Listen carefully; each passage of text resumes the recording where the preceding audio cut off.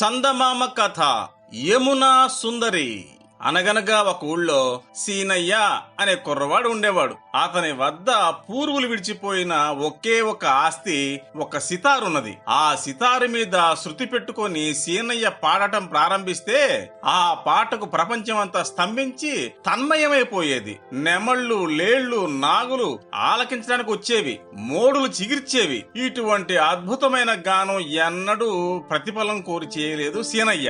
యమునా నది ఒడ్డున చల్లగాలిలో కూర్చొని తన ఆనందం కోసమే పాడేవాడు. క్రమంగా అతనికి సితారు సీనయ్య అనే పేరు సార్థకమైంది. సీనయ్య యమునా తీరాన్ని కూర్చొని పాడుతూ ఉన్నప్పుడు ఆ గానం అపూర్వంగా ఉండేది. అది విని ప్రజలు జేజేలు కొట్టేవారు. అతను పాడే ప్రతి చరణానికి సీనయ్య మరొక్కసారి పాడు అంటూ అతన్ని బతిమాలేవాళ్లు.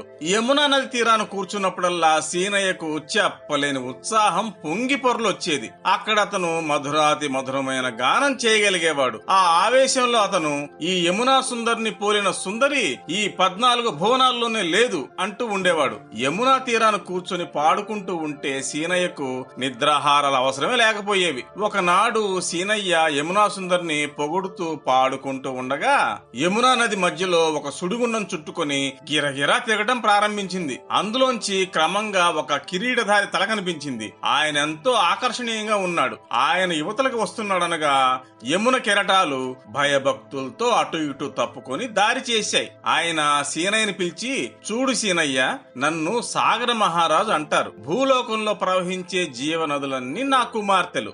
నేను నా కుమార్తెలు నీ మధురగానం విని పరవశలమైనాం. ఇందుకు గాను నీకు ఒక బహుమతి ఇవ్వదలిచాం. కనుక నా నీటిలో ఒక వల పరిచావంటే నీకు తగిన సన్మానం జరుగుతుంది. అయితే ఒక్క షరతు మాత్రం నువ్వు జాగ్రత్తగా వినాలి. బహుమతి పొందిన తర్వాత నువ్వు పాతాళ లోకంలో ఉన్న మా రాజ్యంలో ఉండే పచ్చల మందిరానికి వచ్చి అక్కడ మేము కోరినంత కాలము ఉండి గానం చేసి మమ్మల్ని ఆనందింపచేయాలి అని చెప్పి అదృశ్యమయ్యాడు. సాగర మహారాజు వెళ్లిపోగానే యమున కెరటాలు ఎప్పట్లా మూసుకుపోయి యమున మళ్లీ ప్రశాంతంగా ఉన్నది. మర్నాడు సీనయ్య వల పట్టుకొచ్చి యమునలో వేసేసరికి అందులో ఒక పెట్టె కొట్టుకొచ్చింది. ఆ పెట్టె పగలగుట్ట చూడగా అందులో కోకొల్లలుగా నవరత్నాలున్నాయి. సీనయ్య వాటిని తీసుకుపోయి ప్రపంచంలోని అన్ని దేశాల్లోనూ రత్నాల వర్తకం సాగించి పేరు ప్రఖ్యాతులు గడించి చూస్తూ ఉండగానే కోటీశ్వరుడైనాడు. ఇలా సీనయ్య దశ మారగానే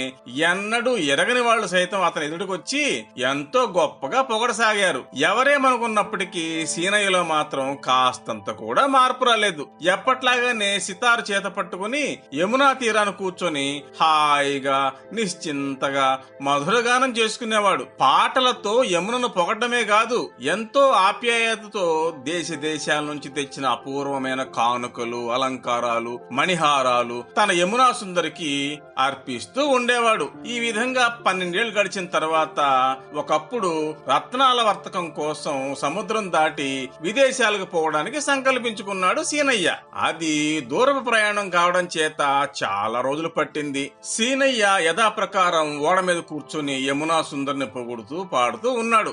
ఇంతలో ఆకస్మికంగా పెద్ద గాలి తుఫాన్ వచ్చి ఓడ నడవటం మానేసింది. సముద్రంపై నడుస్తున్న నావలు ఆ బ్రహ్మాండమైన కెరటాలలో ఊయలలాగా ఊగిపోసాగినాయి. ఎవరికి ఏమి పాలుపోయింది కాదు. అందరూ కంగారు పడుతున్నప్పటికీ సీనయ్య మటుకు నిశ్చలంగా పాడుకుంటూ ఓడ మీద కూర్చునే ఉన్నాడు. అప్పుడు ఓడ యజమాని, ఈ ఓడ పైన ఉన్న మనలోనే ఒక గొప్ప వాగ్దానం చేసి ఆ వాగ్దానం నిలబెట్టుకుని వాడెవడో ఉండి ఉండాలి. వాడి పేడే మనకి పట్టుకుని ఉంటుంది. లేకపోతే సముద్రుడికి ఇంత కోపం కలగదు. వాడెవడో కనిపెట్టి ఓడ మీద నుంచి దింపివేస్తే గాని ఈ విపత్తు తొలగదు. అలా మాట తప్పిన వాడెవడో మర్యాదగా బయటపడండి, లేకపోతే మనం అందరం సర్వనాశనమైపోతాం అని అరిచాడు. అప్పటి వరకు మరో ధ్యాస లేకుండా తన గానంలో లీనమైపోయి ఉన్న సీనయ్య ఓడ యజమాని కేకలు వినిపించగానే పరుగున వాళ్ల మధ్యకొచ్చి, అయ్యా, ఆ మాట తప్పిన వాణ్ణి నేనే. సముద్రుడికి మాట ఇచ్చాను. ఇదిగో ఇప్పుడే నా పీడ మీకు వదిలిపోతుంది అంటూ తన సితారుతో సహా ఓడ మీద నుంచి ఆ మహాసముద్రంలోకి గభీమని దూకేశాడు. సీనయ్య దూకి మునిగిపోగానే అతనికి దారి చేసిన సముద్ర తరంగాలు మళ్లీ ఎప్పటి వలనే మూసుకుపోయాయి. అతను నీటిలోకి అడుగు కంట దిగిపోతూ ఉండగా చిత్రాతి చిత్రములైన జలచరములు ఎన్నెన్నో కనపడినాయి. వీటన్నిటినీ వేడుకతో చూసుకుంటూ సీనయ్య చివరకు కిరీటధారి అయిన సాగర మహారాజు ఉండే పచ్చల మందిరానికి చేరుకున్నాడు. ఆ మందిరం సీనయ్య కని విని ఎరుగని అలంకారాలతో ఆకర్షణలతో అపూర్వంగా ఉన్నది.